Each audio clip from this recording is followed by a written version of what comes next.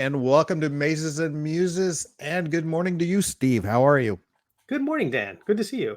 Good to see you. It's been a minute. Life's been busy for both of us. Well, yeah, I mean, you just kind of sitting back and just reaping in the benefits of. Yeah, I don't know where I put my top hat. I had my top hat, and I don't know where that.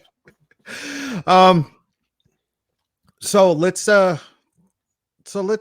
are we discussing first? Let's get this out of the way.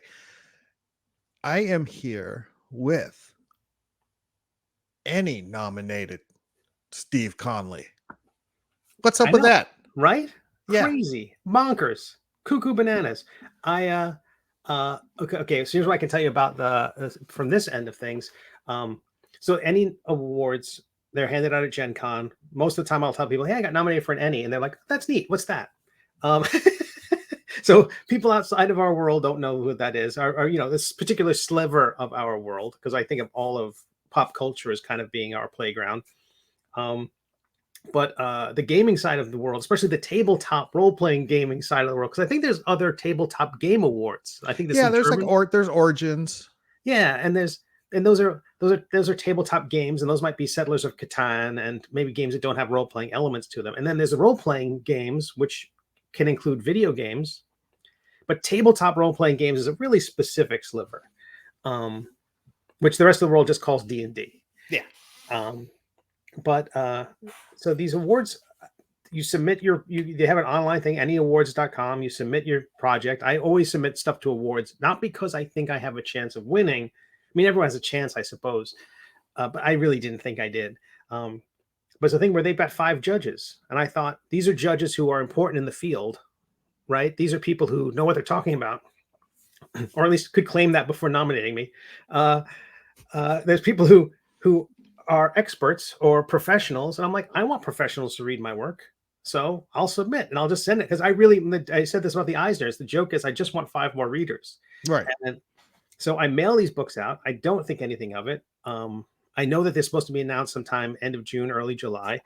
On Saturday of last week, a week ago yesterday, I saw Kelly McLaughlin of the Dungeon Dudes saying, "Thanks so much. We're honored," because they were selected as a Dungeon Dudes Drakenheim setting, not setting, but a module before the setting. I guess setting came out this year, or is about to come out. They did a setting that got a judges selection. So the judges in the Ennies are able to just induct people. Here are each one gets to pick a project that they automatically get a judge's prize or jury prize. And so that's it's awesome for them. I click like and congratulations, and then I go see who got nominated, because I'm curious about, is it any other people we know? World of Game Design? Is it Owen Casey Stevens? Is it Green Ronin? And I'm getting through it, and I get to the supplement, and I see my name, and this is the day later. They never email you. I got emailed later the week saying, "Hey, congratulations," and all that stuff. But it wasn't like the Eisners, where you get a notification ahead of time, like, here's what your listing looks like. Is this okay? All that stuff. This felt like totally bamboozled by it, like totally surprised by it. And I've been smiling since, because it's so weird to be. There aren't a lot of automatically getting nominated in your category. There's also a best publisher section where everyone can vote for their best publisher, and it's just basically a list of all the publishers. And so it's Green Ronin, it's MCDM, it's Steve Conley. I'm the only one that's a name on the list. It's like Wizards of the Coast, Steve, and it's really silly. So so it's great. It's great. The thing that got nominated, folks don't know, is called INTOXIMANCY. I wrote and drew it. It only happened by accident, because they moved because Kickstarter moved Zine Quest, basically dropped it right in front of you and I. Like, we're just doing stuff, and they said, "Oh, how about we do Zine Quest now?" And we're like, I'll scramble and put a project together. And so this comes out only because of Zine Quest. And now I'm Ennie nominated, as I want to say, because I want it's Emmy nominated and Ennie nominated. Yeah, well, it sounds close enough to Emmy, so I would just put that on your resume and see what else happens. Emmy nominated? Oh, Yeah. so it was a typo? Yeah. No, and I think I'm going to go back and look at our old videos of Mazes and Muses Sunday morning chats and see where I can find the one where I'm like, "Hey, Steve, you should send it to the Ennies to get." considered for nomination. Yeah, and I think I wouldn't be surprised if you said, and, oh, Steve, you should do Gen Con. Like, why should I go to Gen Con? Like, why should I ever go to Gen Con? Like, I'm still trying to get into Gamehole Con.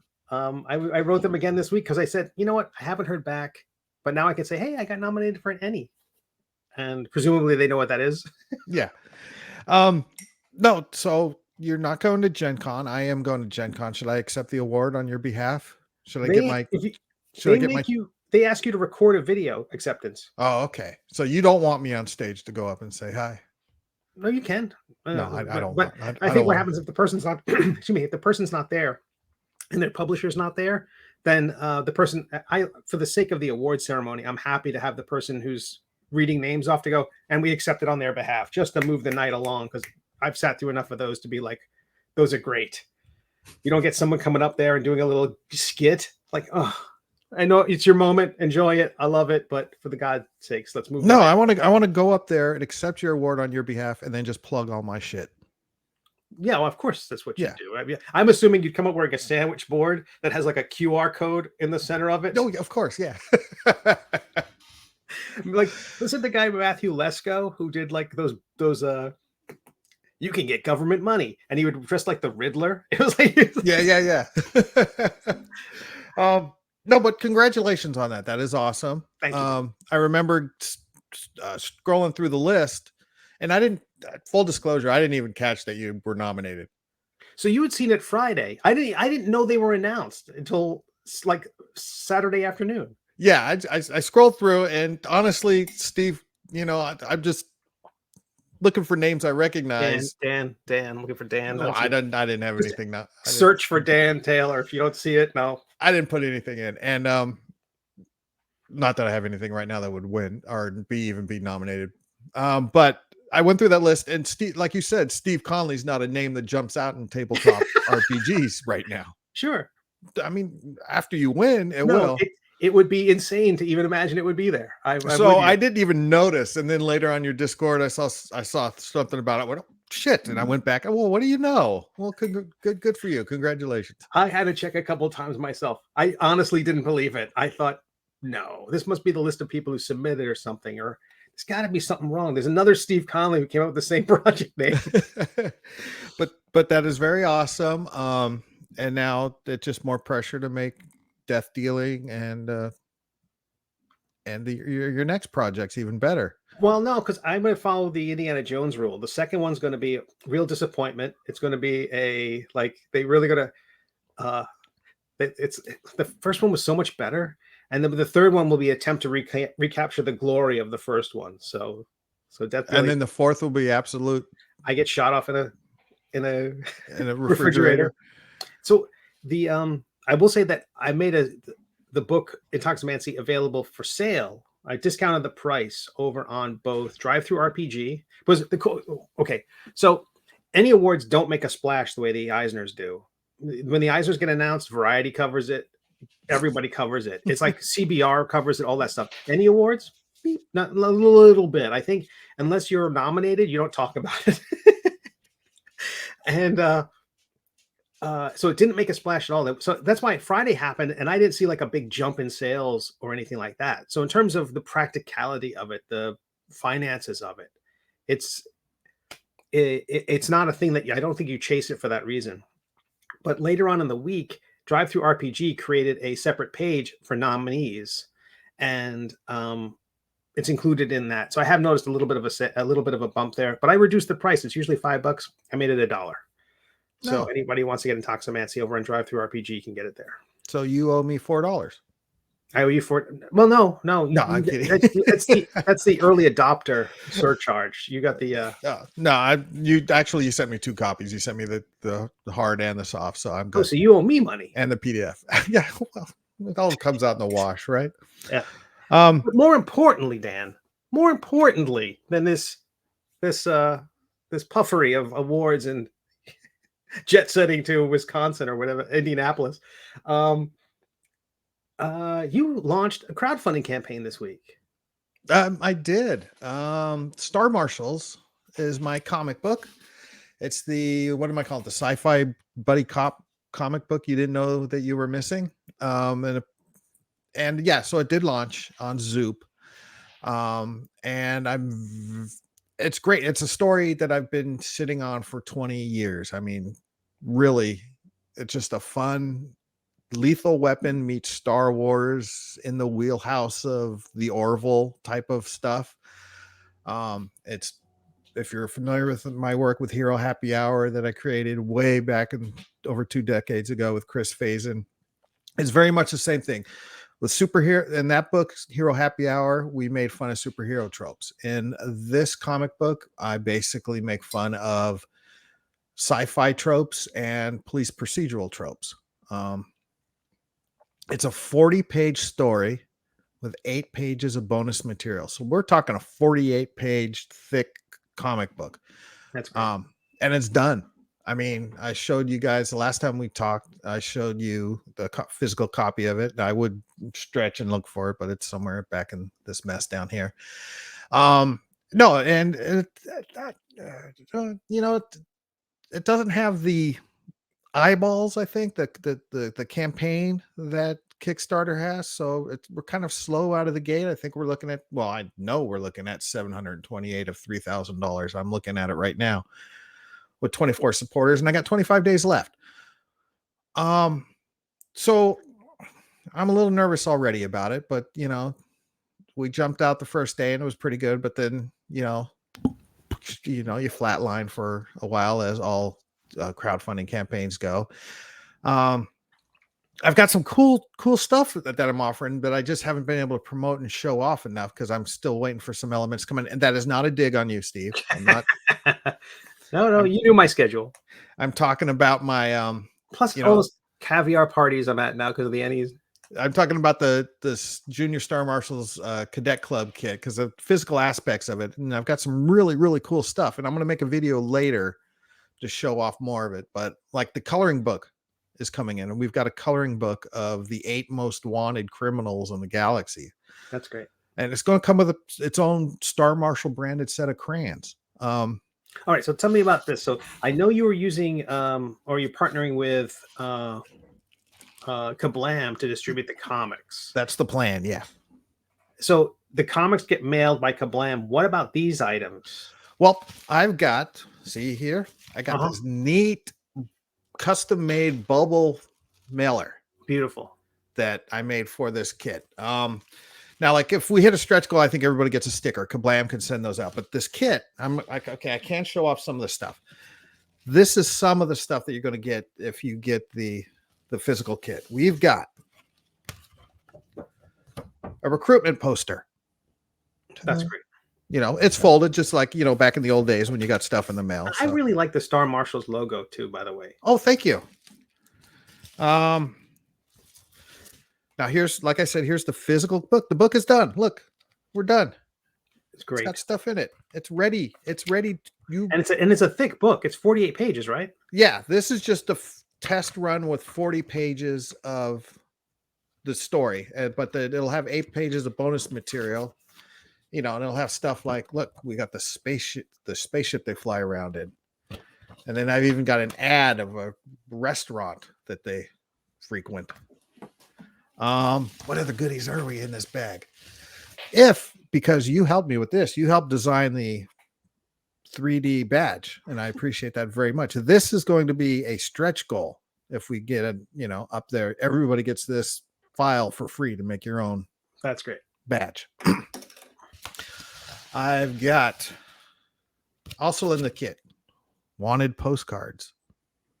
That's some great. Of the villains. And who did the art on those? This is Chris Faison, who did the book with me. We've got a cloth patch for the junior. That's awesome. Cadets. We've got, this is a sticker everybody gets if we hit a stretch goal, which is, I think, what we need $3,000 for it to successfully fund. This is for $3,333. So only $333 more. Everybody gets one of these. This is the cadet badge. It's smaller than the real cadets because you gotta be about 3,333 at 4 threes. That gets unlocked. That's great. Yeah. I've got, you know, the cadet sticker, and then we've got a cadet button here. That's great. Pin. That's a ton of loot. ton of loot, and so it's good stuff, and there will probably be more stuff because I've got the physical coloring book that's going to go in there, the crayons that are going to go in there, and maybe another item or two that I'm waiting to show up that I'll stick it. That's pretty much whatever I could cram into that pouch because I just like making fun swag for my projects more than I like making the comic book. Well, let me ask about the Zoop because this is your first time working with them, right? Can we talk Yes. shop about that a little bit? Yeah, let's do it. Any part of it that's like I've done 8 Kickstarters now, and so I'm kind of familiar with their system. Do you think Zoop is similar? Do you think you're gonna does it have that kind of curve that a lot of crowdfunding that Kickstarter has, or is this because of Zoop is just for comics? Does it have a bit more steady activity the whole way through? No, it's definitely got, you've got the initial launch, boom, and then it kind of, you go back into a little valley, which is definitely what I'm feeling. And I'm full disclosure right here, some of the things that with Zoop that, I've done a lot of Kickstarters as well, and that I missed that Zoop doesn't have. Like I've got 25, 24 backers right now, supporters. I don't know who they are. Oh, wow. You don't get a notification that says Steve just backed it. Right. Ooh. So as far as I know, all of my friends are assholes and aren't supporting me. You're in a dark place right now, Dan. That bottom of the curve is a dark, dark place. So I don't get to know who's supporting me and who's not supporting me. So I feel like a dick getting on my social medias all the time saying, "Hey, support me," or asking people, look, can you please retweet this? Can you share this? Can you do, because that prick Elon Musk has messed up the whole algorithm of our number one, promotional tool, Twitter. Mm-hmm. Outside of their mailing list that you kept telling me I should do that I never did, but now I know, yes, do mailing list. So I will have a mailing list at the end of this Star Marshals campaign for Star Marshals 2 or whatever comes out next. But so I don't know who is promoting it. I mean not promoting, who's backing it at this point, unless someone says, sends me a message, "Oh, I did it," but right. I might know I'm backing. So let me ask about or am I? Yeah, I don't. Yeah, you could say you are. Yeah, I'm backing it like 9 times. So no. What about the like Kickstarter lets you create not affiliate codes, but tracking codes. Like I can create a code that just for Dan, and that lets me know these people came via Dan. No, because they handle all that stuff on their end. I'm not doing anything, and like I've got one update so far where I mentioned the comic book, and I will just email them what I want to update, then they'll put it and they'll post that. The thing I do like about Zoop is they're emailing everybody that's bought a Zoop book, so that those eyeballs are getting on it. That's interesting. Yeah, so they get, and then they're also really good on retweeting, reposting, sharing whatever I mentioned. It just sucks that Twitter is no good anymore. Yeah. Like it really fell off the cliff. So honestly, I don't, out of all my, followers that I do have on Twitter and all the people, and I did put it up in all the Kickstarters, updates. I said, "Hey, new Star Marshals, go here." You would think, I'd have a little bit more than 24 supporters, but I don't know. It's just, I think the way the internet works right now with all these different social medias and such a series of flux, algorithms are completely messed up for self-promotion. And that's just absolutely, I might be just justifying the fact that nobody wants to buy my comic book, claiming that, but it can't be me. It's got to be the algorithms, but I don't know. It's rough. I noticed that when I announced that I got the Ennie nomination, 100 something likes, which was remarkable on Facebook, but then I said, "Oh, and the awards are now, the voting is now open," and I include newspaper 7, 8. The outbound link just kills it. Yeah. And so us sending people to Indiegogo, Zoop, Kickstarter, it's just they want money. They want money from us to take people off the site. So about and it sucks because my followers aren't seeing my post because of that. Right. Absolutely. That's what's so terrible about it. They might, your page could have 14,000 followers. I shared something to the middle age page about INTOXIMANCY getting nominated. 3 people maybe saw it. They want me. They doesn't matter how many hundreds of people follow that page or like that page or ask for information from that page. They just don't see it. Have you Yeah. tried? How about how's Blue Sky? How is Threads? How is I posted up there, but I mean, I'm not getting Blue Sky. You know, I had Jake Tapper, the CNN sure? anchor. He retweeted it. He retweeted Star Marshals Yes. or rezooped it or whatever the heck that is called. Or what skeets. They're called skeets. He reskeeted it on Blue Sky, and I've got 24 backers so far. And you don't even know if Jake Tapper's a backer, because if you got that if you got the Kickstarter notification that said Jake has supported your Kickstarter, that would be a tweet right there. Right, but I doubt he backed it because he's been on Skeet promoting his new book that just came out his book came out the same day my thing started, so I was just busting his balls with, on Blue Sky about, hey, we're almost colleagues at this point. We're we're equals in the publishing world and media world, but we're not. Do you feel like social media punishes people after a period? Like, I feel like if I post and then I post and it doesn't get a lot of traction, I will post, like, I'll be like, that didn't work. I'll post again. And then that doesn't get then that gets less traction. And I feel like now Facebook hasn't told me, but they're putting me on timeout, that I feel like I have to hold back a few days, and come up with a real reason to tweet and not spam, because I feel like it's so hard not to be. Well, I have a question about Zoop. Is it all or nothing, or is it a Indiegogo? All or nothing. Oh, okay. Wow. Okay. But I've already paid for the project and I've got all this stuff. So one way or another, Star Marshals coming out. Right. Of course. Yeah. So that will eventually come up, but I don't want that to deter people from backing this. This is the best way to get my book out there. Heck yeah.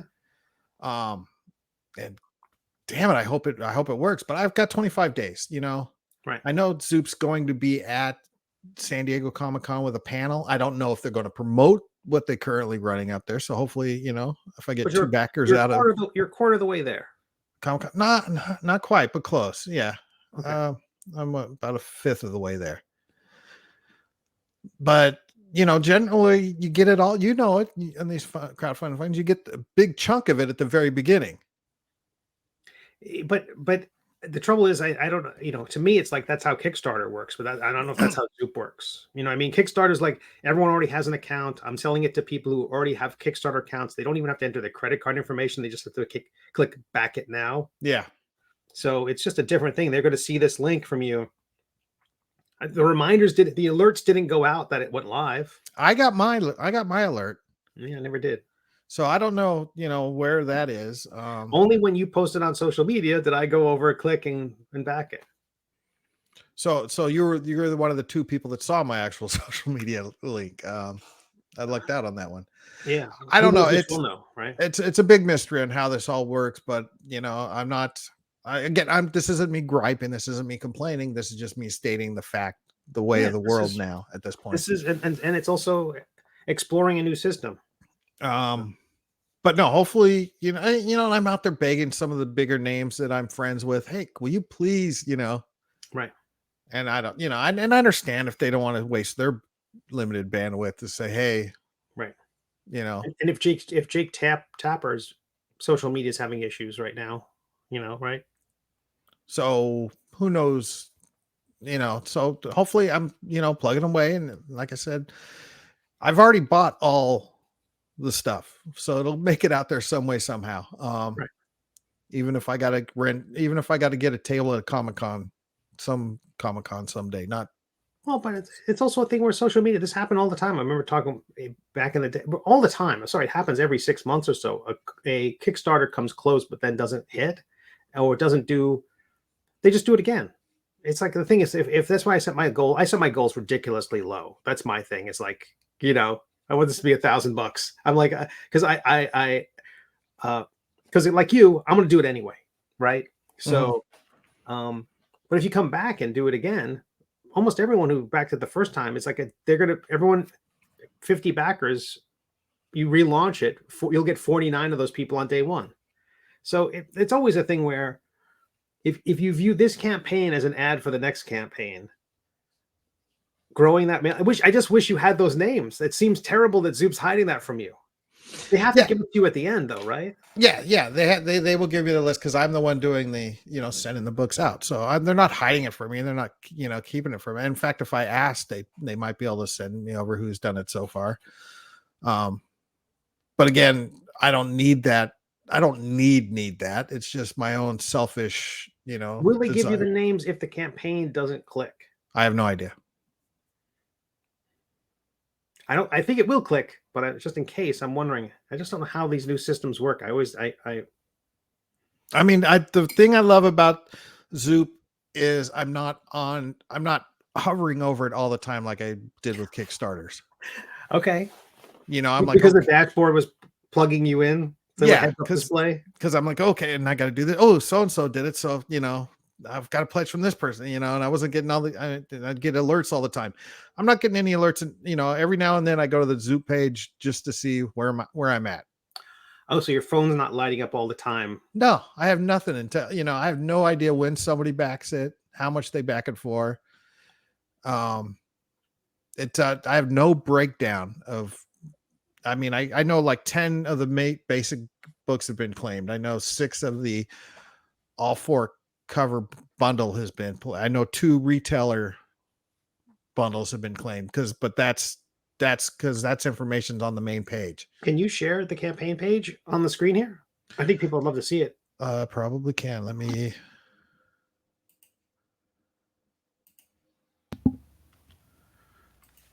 Because I think your pricing is fantastic. All right, here it is. Yeah, I think your pricing is fantastic. $5 for the PDF, $10 for the book, especially given that it's a thick book. Yeah. 50 EJ, there's 3 people who've gotten EJ's cover so far. One has gotten your mystery cover. Oh, no, I thought that was what it was supposed to look like. Just my picture on the front. Yeah. Nobody's gotten Steve Musgrave's adult cover yet, but I've got, this bundle, but I had an early bird special where these were available for 40. That's a good deal. 50 is still a good deal. I had my old comic book retailer from 2 decades ago ask me if I was going to have a retailer bundle. So I put that up just for him. So hopefully more retailers jump on that. And what is the retailer bundle? 4 copies of the main book at an incredibly cheap price. That's great. Instead of paying 40, cover price, you're paying 26. That's great. And then here's a digital version of the Junior Star Marshals Cadet Club kit, which is whatever physical here that I can produce digitally, you'll get in the digital kit, Mm-hmm. And then here's 35 for all those neat goodies that I showed you so far. And then Chris is doing commissions for 75, which is 25% cheaper than his regular commission price. So you might get a flood of those at the end as well, right? Like you could log back in tomorrow and see that Chris has gotten the commission, and that'll jump your numbers considerably. Yeah, exactly. And then here is, I've got 3,333. Everybody gets a sticker. Mm-hmm. $4,500. Everybody gets the, STL file of the 3D badge that you designed for me. Thank you again. And then Musgrave sent me a image for the cover that was too hot to put on the cover of the comic book. Really? But if I can get 100 copies of his version sold, I will do a print of the poster of the Too Hot for cover book and send it just to those people that buy that book. So where are my kink people at? Where am I, Yeah, why are they not? People aren't getting it's interesting. You got the junior kits, but adult covers. Yeah. You're covering all your bases. I'm all over the place. But yeah, basically the junior kits are just like those things in the back of the comic books when we were kids, and hey, join the Spider-Man fan club type of thing. Sure. And that like I said, I just wanted to make all sorts of swag. That's why I created this. But yeah, I was working on the book this morning. I'll work on the book, I'll continue What you sent me the PDF, so you just what do you have to do for the book? just the backup pages, not, and they're practically done, and it's just, I spent all last weekend designing my little 8-page coloring book. That's great. which has got some fun stuff to it. So yeah, it's just we'll see how it goes. Fingers crossed that we cross that threshold. I can't even, we don't even have our usual one viewer right now where I can say, hey, go get it. Wait. I have a little chat window up here. What do you see? I see users popping in here. I won't call them out, but some folks have been popping in. I don't trust the numbers. I don't trust the numbers on Twitch's dashboard. It's always a little bit delayed. But so you got your Star Marshals book. You have all that artwork. Yes. You have a love of role-playing games. Yes. How close are we? So I know. So and Zine Quest is a scant 5 months away, 7 months away. I did I was on the Banff podcast a couple nights ago, and I discussed, and Banff is it's Mike Lafferty, and he's very into their RPGs, tabletop RPGs and such. And so he creates game content material. So I was discussing with him, I says, look, I'm thinking about asking you to help me do an RPG of this. And it'll be a very, based on a system that's already out there, a sci-fi system, maybe White Star, is what I'm thinking. And it's the unofficial stretch goal. It's like, if this funds, then I will go ahead and do the RPG. So it's an automatic, but I'm not making it an official stretch goal because I don't know when it'll fit in my schedule. And I don't want to, again, I don't want to bog this stretch goal or this campaign with more stuff than I already have. So yeah, there will be a Star Marshals RPG where you basically play a Star Marshal and you go around trying to find perps. I mean, it's like it's set up for one shots type of thing. That's great. So I'm already working on that. That's, you have the biggest thing done, the art. Yeah. Not the biggest thing. It's not the biggest challenge, but it's a hurdle for sure. No, and like I had Chris do 10 pages for the comic book, and I cut it down to 8 just so it fits in. You know how you got to do it in multiples of 4 for pages. And 12 most wanted didn't sound right, and so I just 8 most wanted, that works. But anyway, I've got those 8 alien species ready to put in the book. That's great. Done. I've got that starship schematic I showed you in the back of the physical comic book. That's ready to go up there. I've got various, other things that Chris has done that I can put up there. So yeah, so all the artwork's done, and we'll find a system that already exists, and maybe it will be a Zine Quest or something else. That's great. We'll see. That's great. I love it.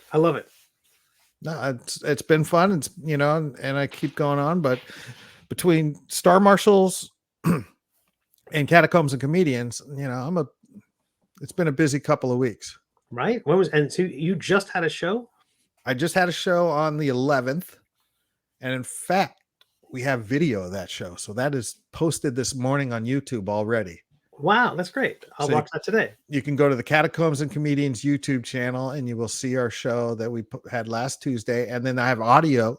And then here's something else I have. Catacombs and Comedians, the website crashed. Something happened weird. So I had to rebuild it I spent the last week rebuilding that from scratch through a WordPress type thing. And I'm not, fine, whatever. But so you can get audio from the last Huntsville show on there now, and the videos on there. So you go to catacombsandcomedians.com, or you can just go to the Catacombs and Comedians YouTube page and see it there. But so yeah, I've got a show in Huntsville again a week from today.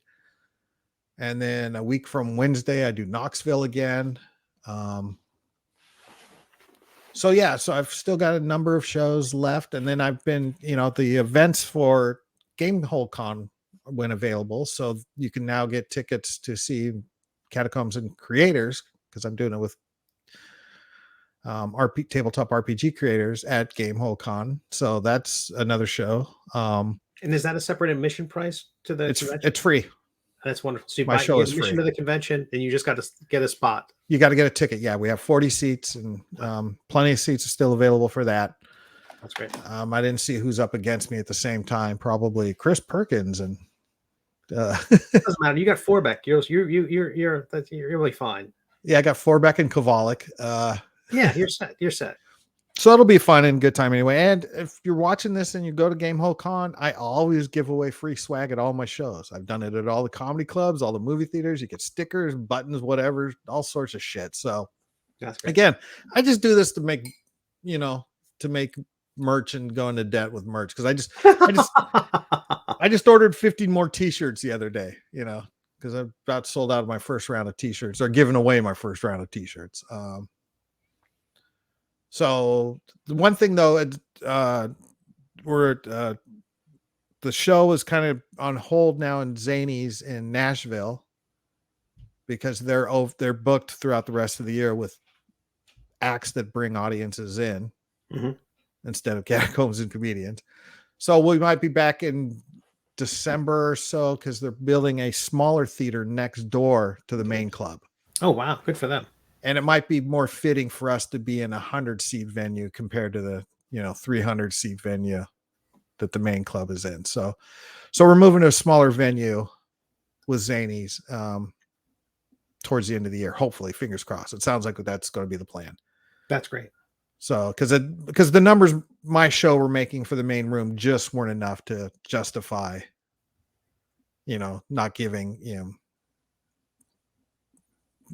Bert Kreischer a stage because of my little D&D show. So you could take your shirt off. So and you'll have your mailing list. You'll have your mailing list sign up sheet at these events. If you get a T-shirt, you got to put your name on the damn mailing list. Yeah, that should be the thing. Like I've had my every show I have the QR code for people to sign up with the mailing list and on a slideshow before the start of the show. It's also tricky because you have I found this. People sign up for my mailing list back when I was doing Bloop or doing Astounding Space Thrills. And it's like now I'm doing the Middle Age and people are like, it's a fantasy webcomic. It's like there's a genre jump and that's challenging for a lot of people. They're like, no, I just like sci-fi. I just like fantasy. I just like humor. And then going from the comic side to the gaming side of my 1,100 people on my list, how many of them care about sci-fi? How many of them care about art role-playing games? It's a weird. My mailing list is this odd spherical Venn diagram, and there's only a handful of people in the middle, and I don't know how much of those people in the middle is just charity. Like, oh, let's all support whatever Steve does out of pity. I call the Dan Taylors of the world. No, and see, I don't have great mailing lists because I just never bothered, and now I'm paying the price. But I keep my mailing list separate. I've got the Catacombs and Comedians mailing list is separate than, say my comic book mailing list. Smart. And they all have 12 people. No, I don't know how many people are on my list, but not 1,100. Well, but the number, then who knows how many people? I can tell you I sent it out, 48% opened it, and like 8% clicked. So it's, I don't know, that's still 100 people clicked. That's pretty good. That was for the Ennie Awards. Fingers crossed that. The interesting thing about the Ennie Awards, again, if anyone's watching, anyone out there, EnnieAwards.com is the Ennie-Awards.com, and the voting goes till the 23rd. Anybody can vote. The jury was 5 professionals in the RPG space, but anybody can vote. There's no registration required. You don't have to log in or anything like that. You go to the page. You don't even have to vote in every category, which I find kind of nice compared to comic awards. Like you get this ballot of categories. You don't have no idea. Like best nonfiction comic. Like I haven't read. I didn't read a nonfiction comic in the last. Maybe the Nib, but it's weird that you have to go through all these things to the things you know about. And I think that favors name recognition. You're going through this list and you go, I've heard of Charles Schultz. I'll click on his name. I've heard of Dave Stewart, colorist. I'll click on his name. But in this, you can just go right down to best supplement and look for me. You can go to, if you want to look at best online content, Linda Cadega is nominated for their coverage of the OGL fiasco, which I think if they don't win, then there's no logic in the world. but you can just vote in the categories you want to vote in, and then it records it by IP address. So, so if you got two people in the same household who want to vote, I think one of them has to go to the local, I don't know, McDonald's Wi-Fi or something like that. Yeah, it was super easy for me to vote for your, because of course it opened. I went and I voted for yours. And now remember, when you vote you vote 1 through 5. 1 is the better vote. Right. It is feels weird. They should say first, second, third, fourth, fifth. Yeah. They shouldn't say 1, 2, 3, 4, 5. And so and then I guess like a 1 would give you 5 points compared to the 5 that would give the other person 1 point as far as, but I only voted for you in that category. That's it. Nobody else gets points. I also voted in categories where WotC's material was there, like Radiant Citadel or whatever, and I voted for everyone but them. You'll show them. But no, so fingers crossed again for you on that one. Thank and and they also have gold and silver medals, so there's a second place. A lot of awards don't do that.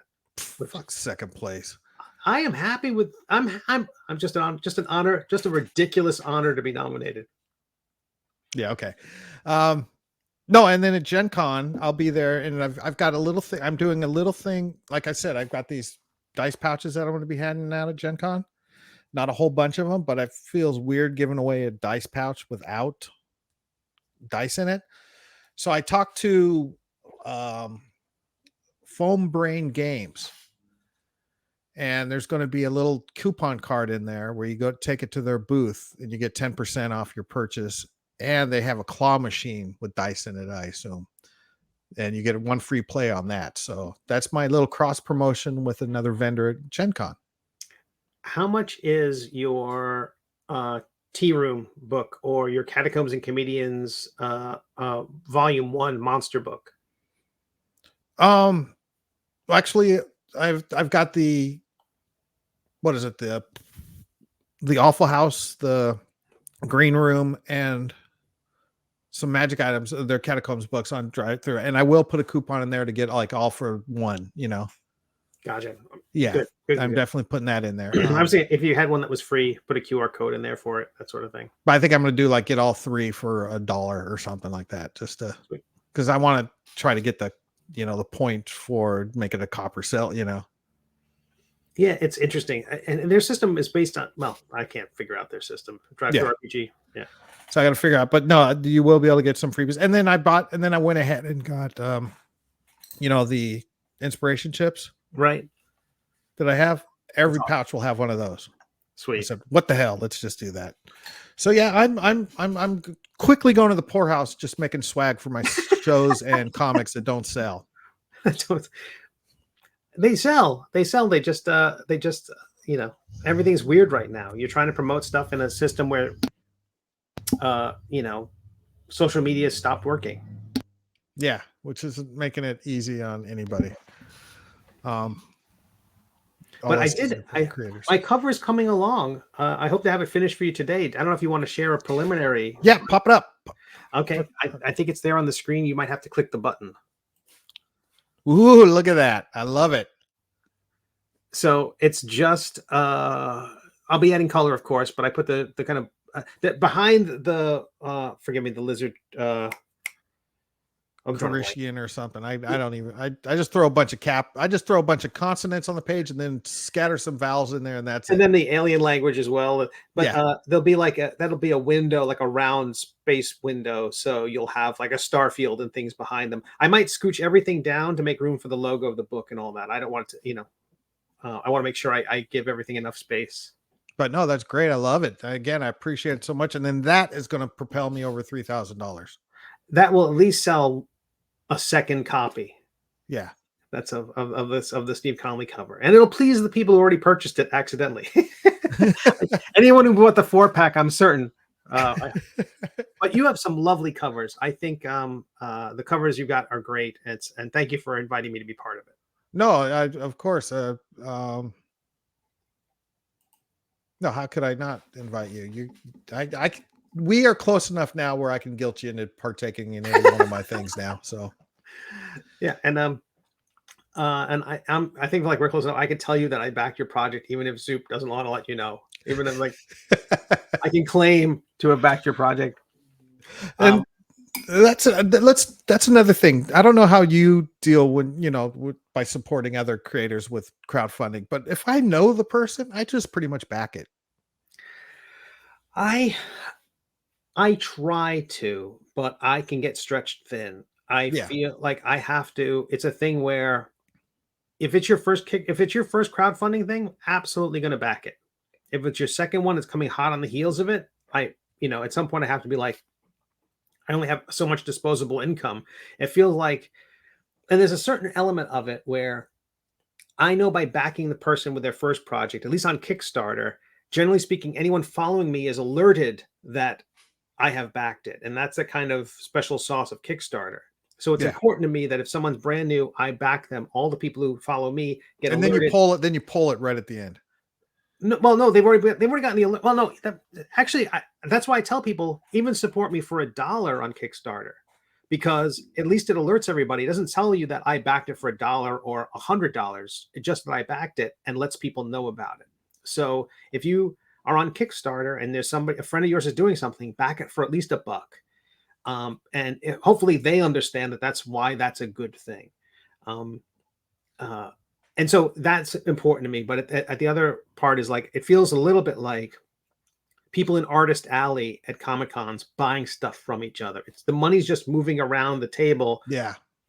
I had the same thing. It's like same thing with Patreon. If two people support each other, all they're really doing is giving Patreon 40 cents a month. It's not, you're not supporting, you're both not benefiting. Right. So you're hoping that the money goes around. Eventually, some people did this too. I know it's SPX. Someone would write they wrote their name on a dollar bill and gave it to someone at a table. And at some point it came back to them. So it feels a little bit of that. Like, so I'm happy to support my friends, but I try to do it strategically in a way that maximizes the benefit for them and doesn't put me in the poorhouse. Yeah, and like when I say, I try to support everybody as well that I can. I can't, there's no way financially I can support everybody I know. Right. But in a way we're all in this together. So, Yeah.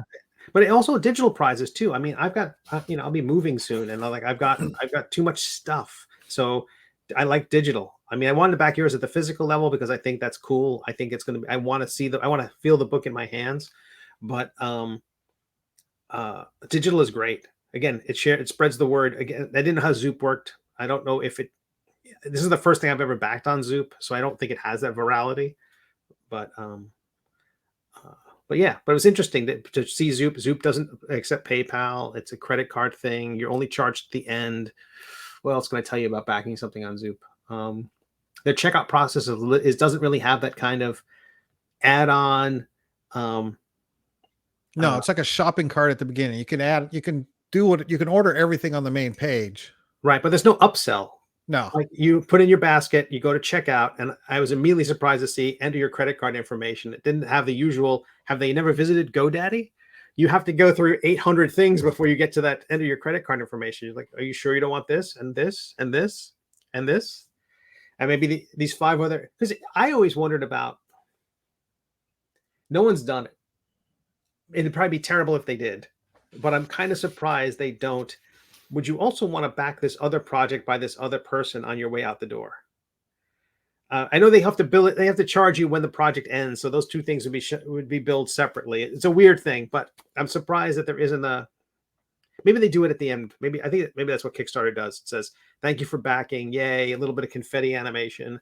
And then would you also like to back these 5 things? That's what Zoop is missing, the confetti animation.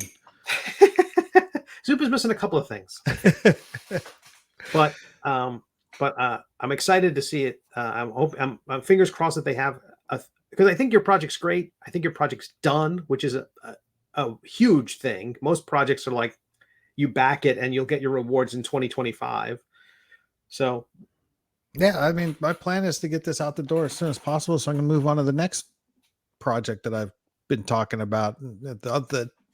24 projects I've told you about. So. I was wondering what the next project is, because I know there's a raft of projects, but what do you know what next is? Or does that get changed if you're doing the Star Marshals RPG? I don't know. I jump around. I've been itching to get back to my Rats as Pirates novella that I'm working on. What now? Yeah, you remember my comic book Pirate Tales? No, I have no idea what that is. IDW. When I left IDW, I had a deal to do 2 books with them. Pirate Tales, which are rats that are pirates. Okay. And the other one was Darlings of America, which was an idea that I got.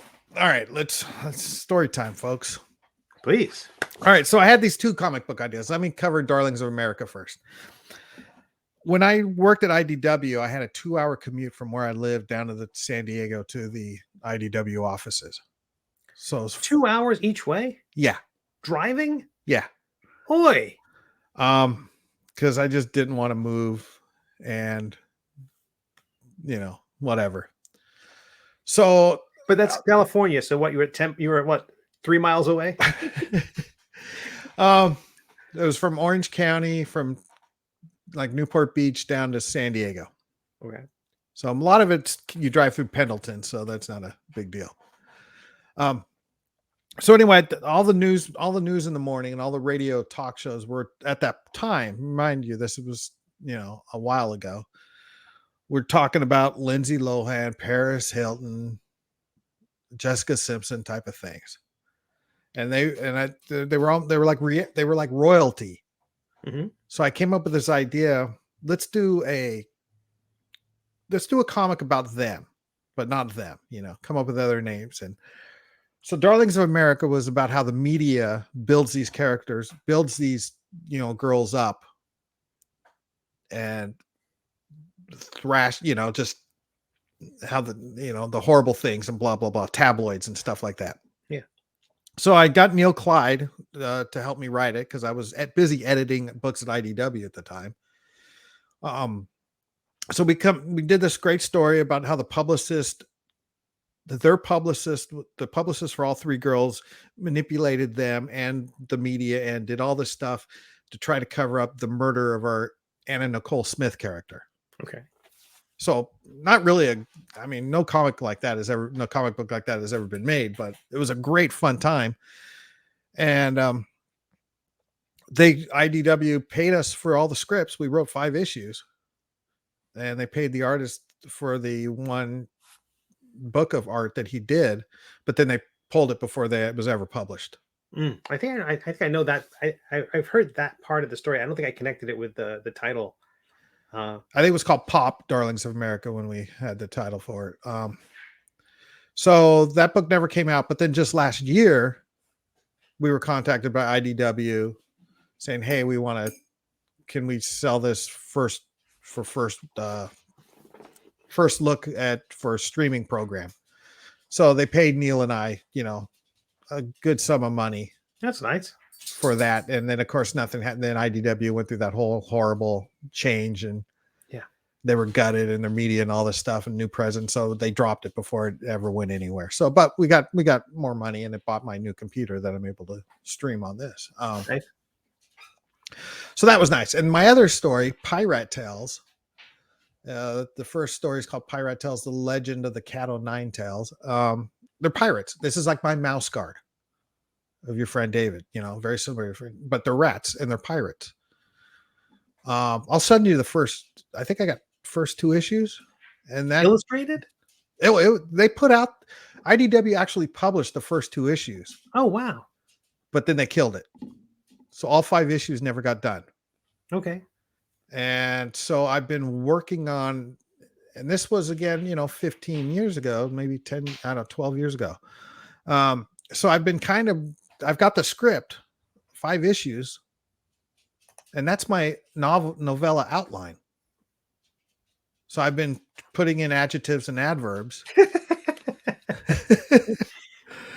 And I've slowly been building that up because I think I'll just release that as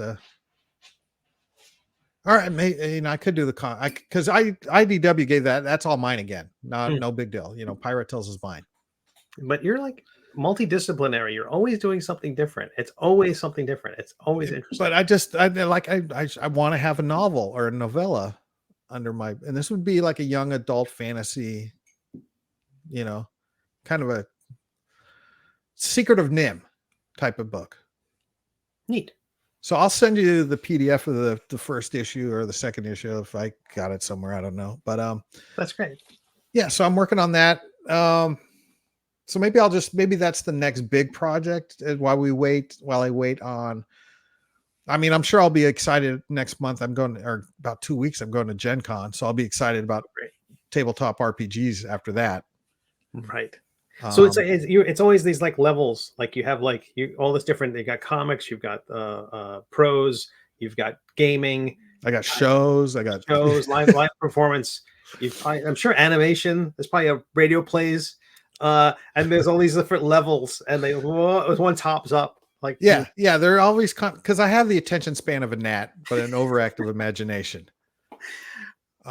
So and ADD, so I can't stick with any one project, anything. And so that's why I'm hoping that I'm not, this lull in the funding for Star Marshals doesn't plummet me into, well, screw comic books, Saps your strength. Right. I'm gonna work on this now, I understand that.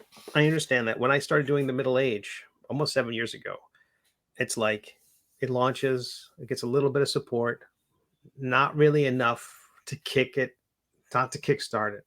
But then it was like the Eisner Award nomination came out, and that was like, okay, I'm not making money, but I'm getting attention. I'm getting an accolade for the first time. Yeah, for work I'm really proud of, and it was enough to keep it. I feel like the same thing with INTOXIMANCY. It's not gangbusters, although it kind of, compared to comics, kind of is. I mean, everyone in comics is like, oh, you should oh, you should abandon ship.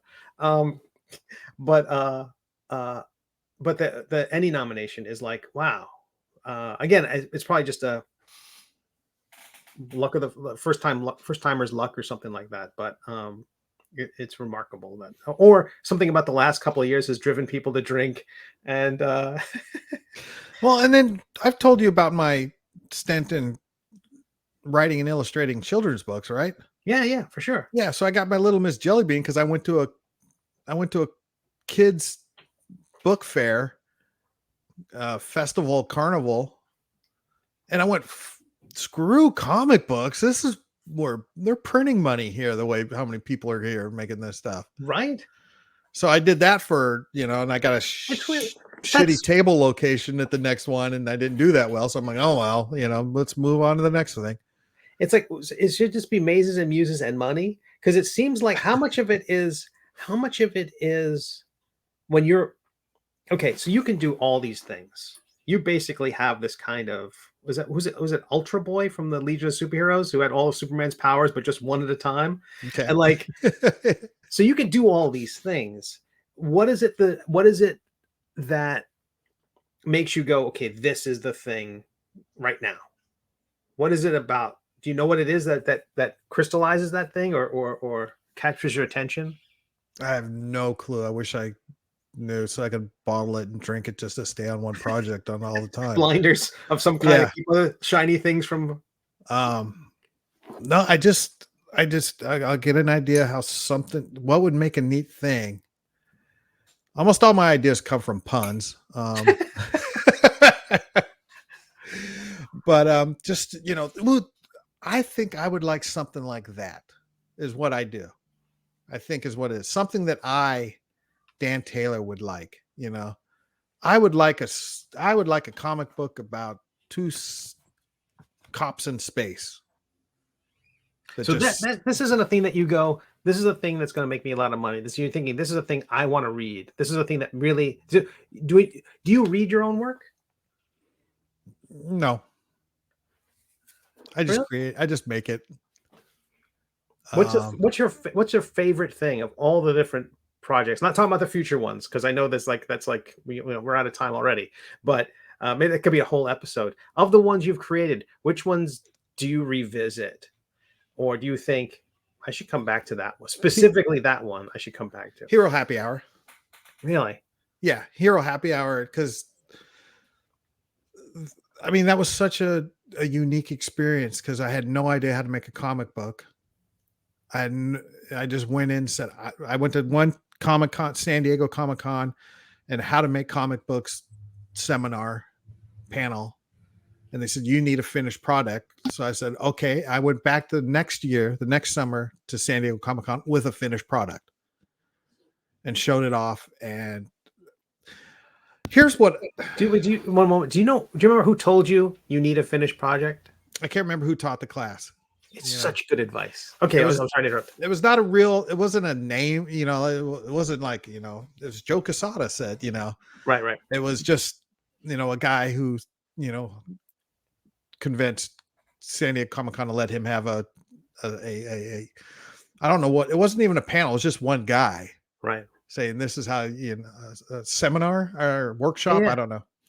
And his thing was, you have to have a finished comic book. If you're a writer and you go to the San Diego Comic Con and you hand an editor your script, it's going to go in the wastebasket.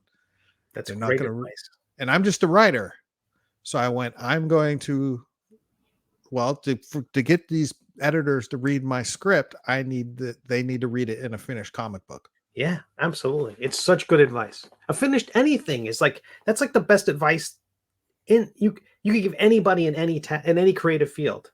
You got to have something finished.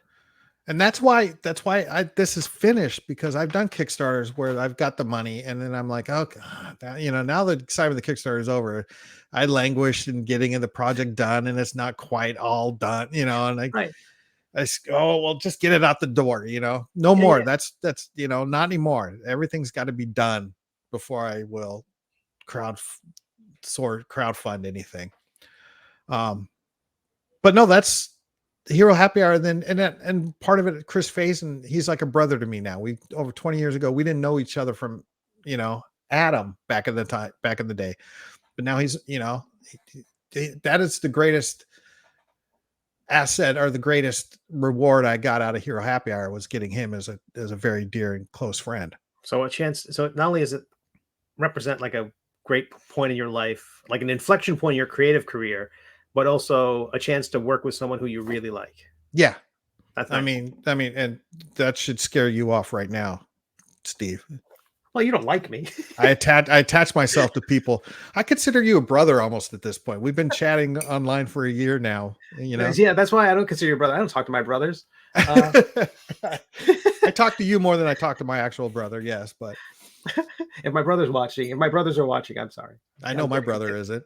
But so that, and it was just such an exciting time. That was the time of the Bendis board, and everybody, it was a Bendis. It was coming in strong, and he kind of took me under his wing a little bit and gave my phone number to Marvel, and Marvel I got the call from Marvel, and then that didn't go anywhere. And Brian Bendis is a very nice person. He is. He is a shockingly nice person. He's way nicer than he need be. Yes. I got a chance to know him early in his career, and I haven't stayed in touch with him, but every interaction I had with him was just 5 stars, no notes. Lovely person. And it was fun because we got noticed by Hollywood, and I had TV meetings, and Marvel and DC tried to sue us. It was a fun and exciting time. Well, cease and desist. It was a fun and exciting time. So is that you have to do you need the sequel is Hero Happy Hour : cease and desist? Oh, we did that.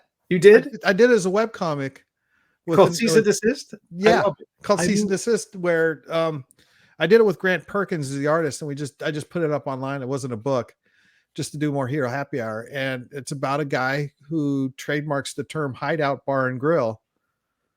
So they have to close down his bar. I love it. I love it. Yeah, and it's just kind of a throwaway. There's so much Hero Happy Hour out there that not even the world. We did for a while. We did comic strips of it, and we did, and of course I didn't keep up the website, and it's all lost in the ether for the most of it, or on various hard drives I got scattered in a box somewhere. But we, Chris and I keep talking about we're good. If we do Hero Happy Hour, the plan is we're going to take that first issue that we knew nothing about making comics, and we're just going to redo it. I'm going to tighten up the script. He's going to tighten. His art's gotten so much better, and it's just going to be like a remastered first issue of Hero Happy Hour. I love the idea of seeing an artist's work 25 years later. It's about 20. It's 21 as of this point. Yeah. Wow. Hero Happy Hour is old enough to drink. That's great. That's really great. So, I mean, it started, that project started, but again, he's busy. I'm busy. And again, we talked about my attention span where I'm like, oh, whatever. On to the next one. I'll get back to that someday. So we get to have a show next week, which will be the San Diego Comic-Con weekend, right? Is next weekend? Yep. And we'll be here on Sunday. Yep. And the following weekend, you'll be in Indianapolis at Gen Con. Yes, I will be at Gen Con, so we won't have a show 2 weeks, but we'll be here next week. And yeah, we'll be here next week. The hype before Gen Con, and then 2 weeks after that. So 3 weeks from now. So we're just whatever. Somebody do the math out there. I got too many ideas in my head. And then also Tales of the Valiant. I know you want to you want to be an early adopter of. Yes, I do want to do that. But Gen Con will be my first on hands playing that. I mean, I've signed up for a game. Sweet. So we'll see how it goes. My whole plan is to, I'll talk to hopefully a lot of publishers and creators while I'm at Gen Con, and who knows where, because I'm not going there in any as a booth or a table or anything like that. So it's hopefully a meet and greet. Yeah, I'm gonna say I'm friends with Ennie nominated Steve Conley. I wish I could go. I was looking at last minute flights, getting a hotel at the airport, like whatever, who cares how far away it is, just to be able to go to the awards and, meet Linda Kodega, hopefully, and meet Seth Skorkowski. I know they're nominated as well. And just walking around the floor as a nominee has kind of a different. Well, Steve, if you want, just drive up here. You could drive up with me. You're driving? Well, it's 4-hour drive. It's a 4-hour drive for me, and probably 10 hours for me to get to you. I have so much work to do, and we got an Airbnb, and you can stay at my Airbnb. It's all very tempting. So the hotel won't cost you anything, and I'll do the driving from Nashville to Indianapolis. God, it's tempting. It's tempting. I got so much work to do. But right. And then they go there in person and lose. Like that's the spirit. That's the attitude. No, it would be lovely. It would be lovely. But I have, and plus I'm working on also there's Death Dealing, and that's kind of, it will be everything will be in production at that point. Because a quick update on that. Death Dealing was my last Kickstarter. It was the sequel to Intoximancy. It is I shared this week on the campaign page all the cards, the subclass, monsters, creatures, magic items. Got wonderful feedback from everybody. It's going out to proofreaders now, a couple of reviewers, people like that kick the tires. I'm happy to send you a review copy. I know you're swamped though. But that's going out there, and so the PDF will go out this week, and hopefully it's going to be a thing where it's, hey, here's the PDF to download, and please vote for me in the Ennies. So I think that's kind of a nice little. Yeah, no, I think you have to do that. Yeah, yeah. And then one last thing before we go. Oh, what? He's gone. This is Jolene. Has Jolene been there the whole time? Yep. Jolene is wonderful. Another reason I've been busy and preoccupied. This is my new puppy, my new girl. She's beautiful. Red healer, golden retriever mix. I guess 2 reds give you a black. She is a doll. And she's about 9 weeks old now. She's beautiful. So buy my comic book so I can feed my puppy. So it's just you just post pictures of Jolene with copies of Star Marshals. Just Jolene, Star Marshals, and no caption, just nothing. Well, what I did, I said, okay, and I wrote the Star Marshal promotion for a picture of my puppy, and then in the comments I said, okay, you saw my puppy, go get my book.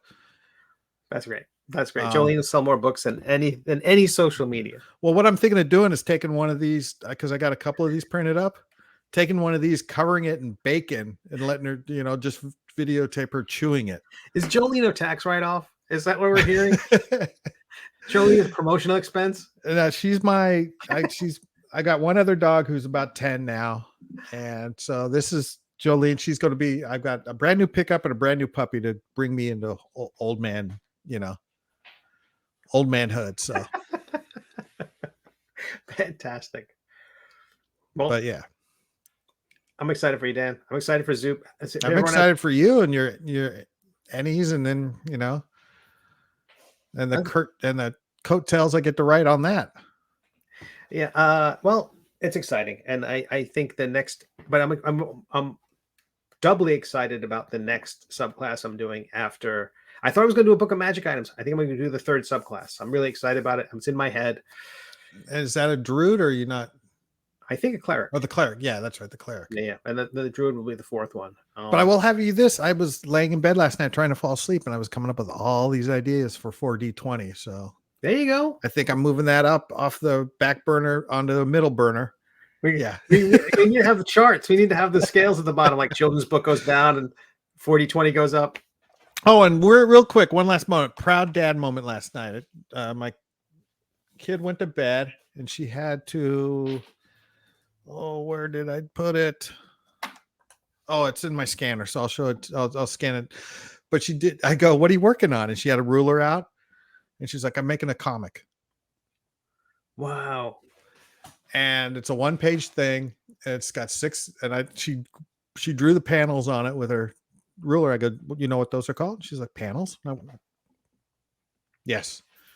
So it's a really kind of a twisted, fucked up comic, but my 7-year-old daughter did this creature with 2 heads, and then this black thing comes down and kills it and cuts both their heads off, and they turn to skulls and turn to dust. So there you go.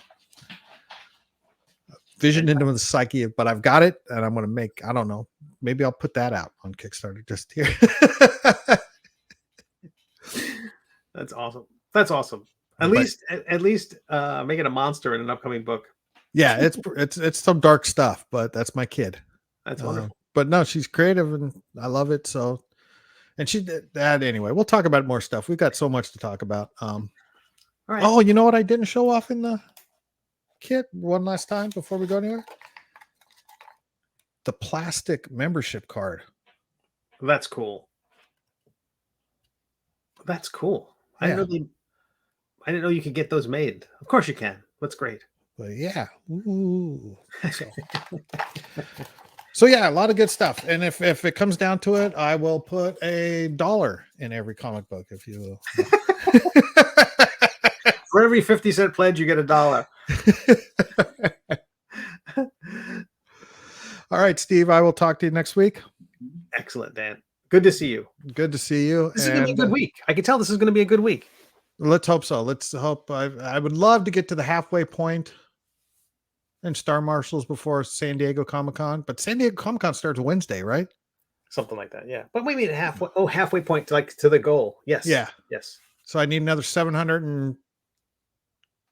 $772. 10 discounted Chris Faison illustrations will get you there. People, Faison's amazing. If you're watching this, hire him. That artwork's great. You could use it in your RPG book. Yeah, you could use it for anything. He doesn't care. He doesn't care. No. All right. I'll talk to you later, Steve. All right, Dan. I'm going to send you Pirate Tales right now if I can find it. That's great. Have a lovely week. Bye. You too. Peace.